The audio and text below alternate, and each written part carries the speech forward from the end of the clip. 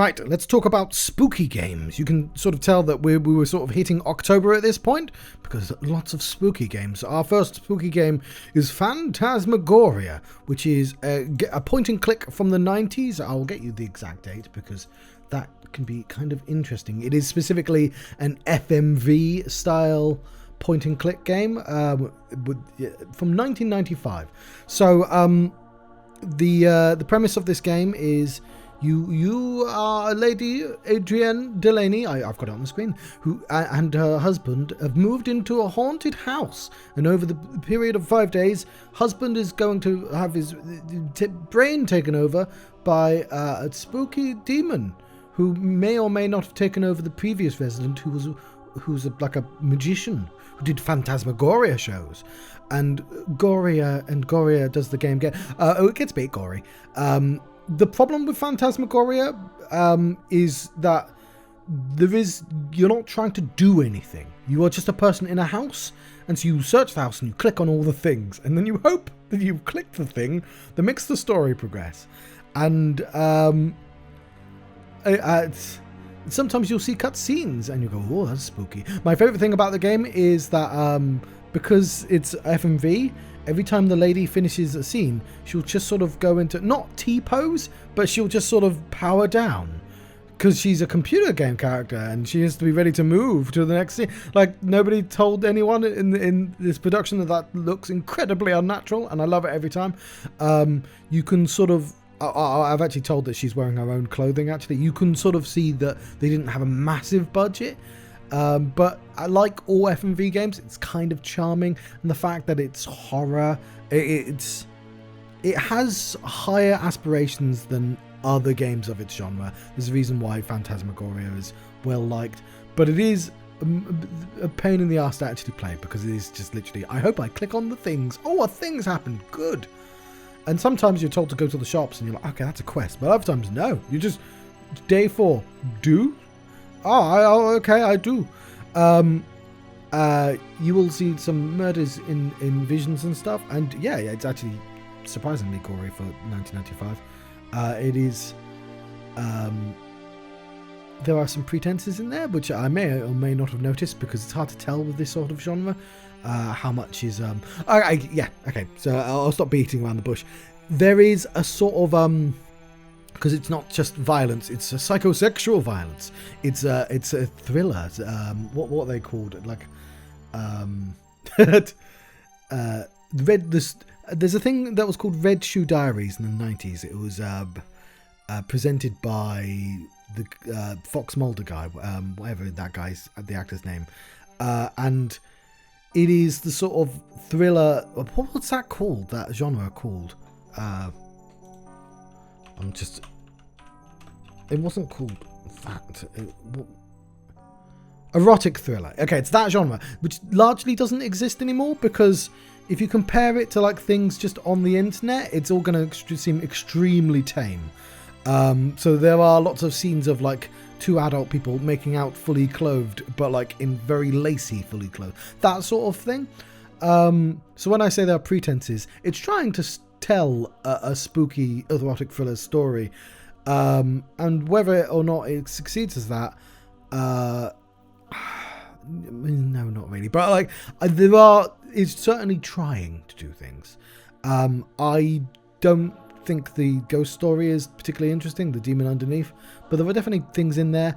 Like, afterwards, I heard some people talking about like the sort of metaphorical relationship with the husband and the wife. And from my perspective, I was just like, okay, well, he's been an asshole. Why are you even putting up with this? Because he clearly wasn't before you moved in. But like, I might have been missing some subtext there. So I'm going to give that the benefit of the doubt. Arctic Eggs. I'm not really sure that this counts as a spooky game or not, but I'm not building an entirely new category to put Arctic Eggs in. It is a game about cooking eggs. You are in a sort of vaguely Slavic building block type thing. You are in charge of cooking eggs for people. You will find like 5 or 10 people at a time. I think there's only like 30 cooks. I've not finished the game, to be honest, but what the game actually is, it's the sort of PlayStation 1 style graphics. You walk around, people say strange things at you, and you sort of build a sort of picture of this place and this world based on the strange things they say.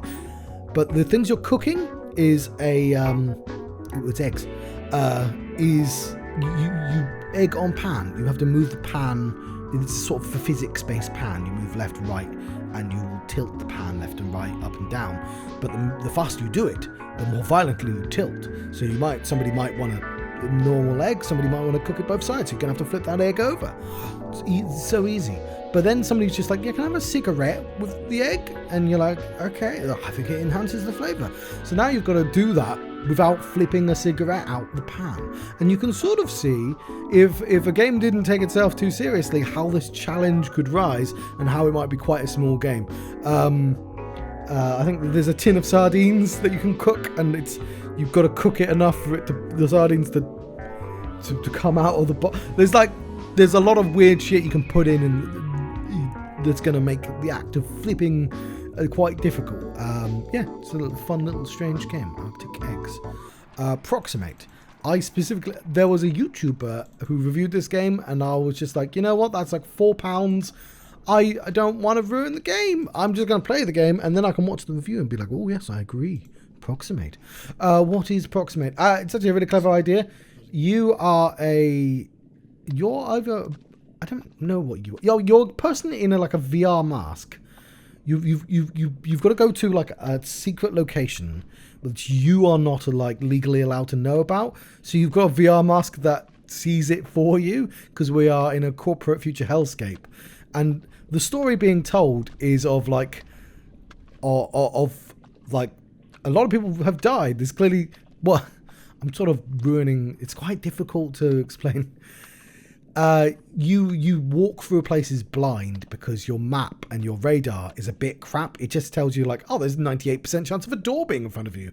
Oh, there's 40% chance of that being tomato ketchup on the floor. And you're like, oh, that's not tomato ketchup. There's some meat and some ketchup right here. That's where the horror comes in, right? So you're trying to figure out what happened here, and you have to keep going back and forth. The game does a funny trick with you taking away your map the first time you do it, so you're just like, no, you're going to have to remember the layout based on whenever you go home and look at the map again. But you don't get to see anything. There isn't all you know is there's a wall in 10 meters in that direction, and hopefully you pass some other identifying thing. It's quite a short game. It's all you're reading emails and all that, and the fact that it forces you to use your imagination by approximating what's probably in front of you is a really clever use of that. If you want a little quick story-based game that's horror, I would highly recommend. Phantasmagoria 2. You remember all the things I said about Phantasmagoria? Well, imagine that. Okay, it's not quite the same. You are doing 5 days, but you're not in a spooky house anymore. You are now a dude that has possibly mental health issues. I will say, true for quite a lot of horror games, but any sort of horror game that interacts with mental health is going to be somewhat problematic, and certainly it's going to be. This guy has an office job. He goes to his office, but maybe the guys who run the office have a secret space door to Dimension X that might have demons on the other side. You see, and therein lies the horror. A bunch of people are slowly getting murdered over the week. Is it you, or is it the clearly evil guy that runs the office? Who knows? You might have to go to therapy. And I will say, this is a lot more FMV cutscenes. Phantasmagoria 1 is the lady is cutscene, and they've recorded it in such a way that they can superimpose acting on top of drawing. This entire game is now FMV footage. And again, you're like, I don't know how to end the day. Oh, I didn't talk to Dave. You have to talk to Dave. What does Dave do? He just sort of says some comment, but there's nobody called Dave in the game, but you get what I mean. You just have to have done all the things, and that means clicking on everything, even things you might not think to click on. There are occasionally puzzles, and you're like, I didn't know there was going to be a puzzle there, because the entire rest of the game is just me clicking on things. I actually thought it was really good. It's a bad game. I will say, the way the game won me over was, so here's the thing. The main character is, they interact with, because it's another erotic thriller, right? But they interact with a kink bar, like a whatever that's called, a bondage bar. And again, it's all incredibly tame looking back on it. And it's really funny. They're like a nerdy looking guy and them going, I don't think you're ready for this, sir. And it's like, yeah, it's just a kink bar. It's fine. But like, in real life, if you know about kink, instructions and being clear with each other and consent is quite important among the community, I'm told. And obviously, as a spooky game, it's gonna be a bit rougher about that sort of thing. But the other thing is the main character is kind of is bisexual, and that's kind of progressive for quite an old game. And apart from, is it using this as just the strange atmosphere? And the answer is a bit. It is doing it a bit like that. But also, the first person that dies in the office is the asshole that you're not supposed to care about. And if you look, like, you find out from the other characters that he's one of the, he was a registered young Republican. And that doesn't mean you just happen to be young. It means you specifically went out of your way to join an organization called the Young Republicans. I don't know if you know who Ben Shapiro is. That's an example of one of those. And I was just like, that's an excellent way to have me immediately dislike a character. So tonally, I was like, okay, no, I'm with you. Fair enough. It's like, that's a very efficient way of me going, no, you're supposed to just not like that guy straight up, but he's the ass. Because the second person who dies, you're like, no, not that guy. That guy was cool. Aww. We have to stop these murders. And I enjoyed the escalation. And I know that's like classic horror escalation, but games are really bad at this sort of things quite often. The end of the game goes buck wild, and there are more puzzles, and one of them is on Dimension X, so the whole point is, hey, this shit's weird and alien. Spoiler warning, by the way.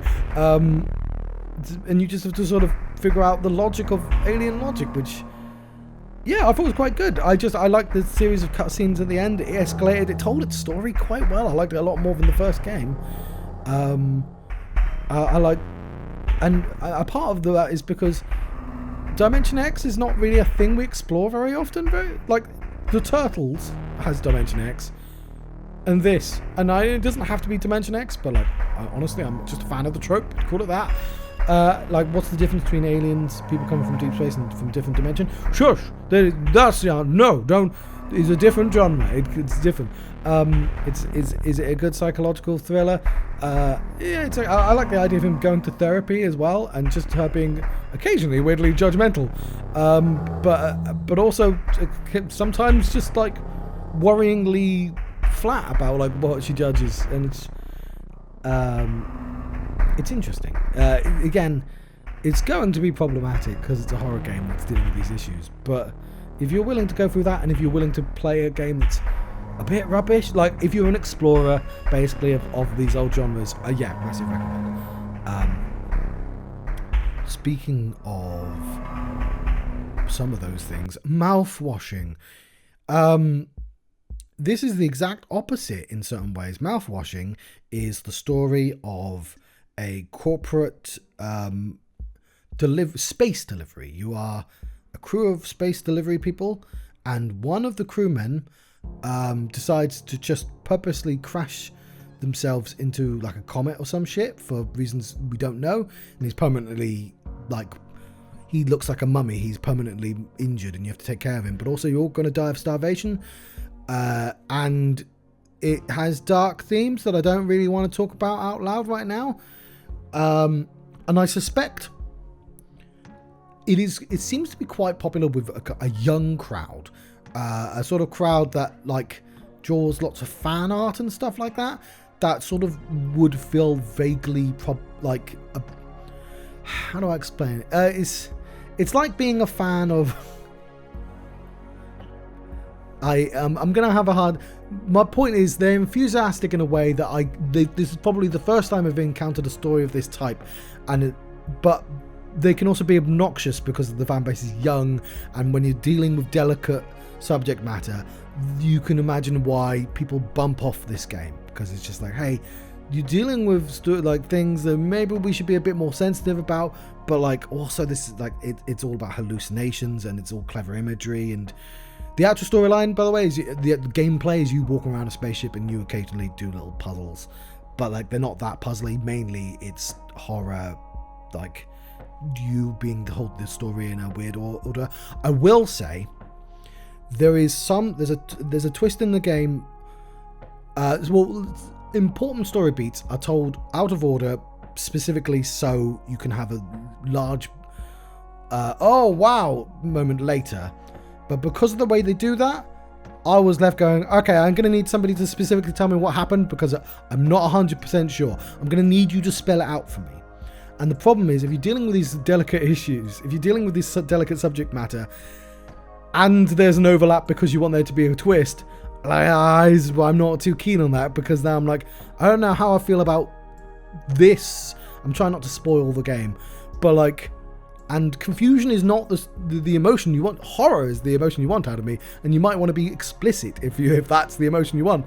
You don't, like, there's me going, I think I'm horrified, but I just want to make sure I understand this. Like, have the twist, use the ambiguity, but then like put on a piece of paper. Also, this is the literal thing that happened. Like, I know that's dumb, but like some of us need to be like carried a couple of inches further to understand what you did there. But why is it called mouthwashing? It'll make sense if you play the game. I'm going to take a sip. I'm going to keep this in. Yeah, I'm going to keep it in. Actually, it was some mouthwashing. That's what I did just then. Doom! Is Doom a spooky game? I mean, technically speaking, but obviously, Doom. I don't really need to do a review of Doom 2016. Everyone has played Doom 2016. It is a wonderful game that says, hey, you know how sort of we used to have these boomer shooters, which I know we've got a revival of now, and they were super fast and they're sort of hectic and fun to play, and then they slowly turn into fucking Half-Life, and they had to tell a story, and suddenly everyone's got shields and everything's Halo. Why don't we just do the first one again? Now we have the technology, and they're like, yeah, fuck it, let's pour loads of money into this. And that's Doom 2016. Like, it must cost so much money to do this because nobody's even copied them. Netflix or somebody owns the fucking Blood license. Do it with Blood. Blood's there. You've got the license now. It's out of license hell. Don't do it with Duke Nukem. Duke Nukem doesn't suit it.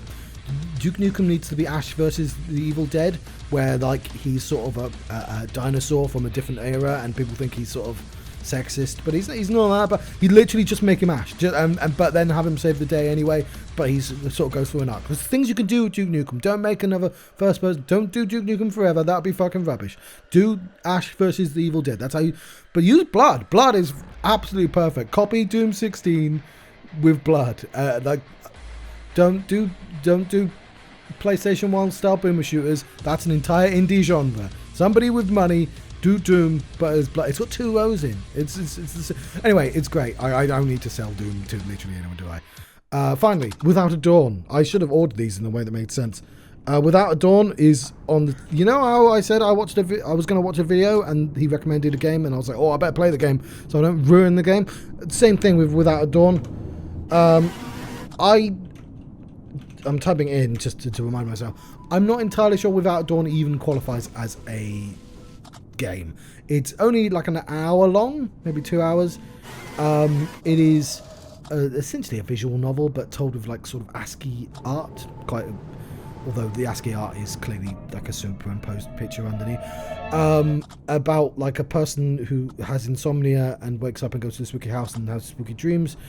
It's doing much more than that, but like I like if I tell you, I've sort of ruined it. There are some very, very basic puzzles. And I mean so basic, like somebody says a mysterious number, and then somebody says, hey, did you hear a mysterious number? And you're like, 4? Yeah, that was it, cool. That's it, that's like the level of puzzles. And because it's just the narrative, it's just a little story. And again, it was like a few quid because it was on sale. You want to listen to a spooky story? In ASCII art, what somebody was trying to do, it's a cool thing? Play Without a Dawn. But like, it's not a game, it's a story.